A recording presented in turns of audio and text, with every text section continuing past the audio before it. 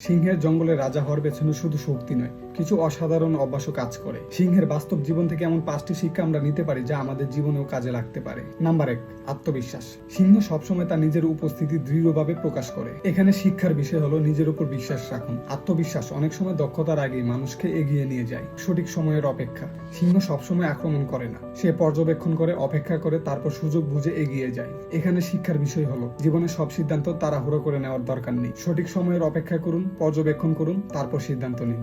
Number 3, লক্ষ্য ঠিক রাখা। সিংহ সাধারণত শিকার করার পূর্বে একটি মাত্র লক্ষ্যে মনোযোগ দেয়। এখানে শিক্ষার বিষয় হলো একসঙ্গে আমরা অনেক কাজ করতে গিয়ে প্রায় অনেক কাজ করতে পারি না, তাই যে কোনো কাজ করার পূর্বে একটি মাত্র লক্ষ্যে মনোযোগ দিন। নাম্বার 4, দলবদ্ধতার মূল্য। অনেক সময় সিংহ একা নয়, দলবদ্ধ হয়ে শিকার করে। এখানে শিক্ষার বিষয় হলো বড় সাফল্য অর্জনে সহযোগিতা এবং ভালো টিম ওয়ার্কের গুরুত্ব অনেক, তাই অনেক সময় নিজে একা নয়, দলবদ্ধ হয়ে কাজ করুন। নাম্বার 5, বিশ্রামের গুরুত্ব।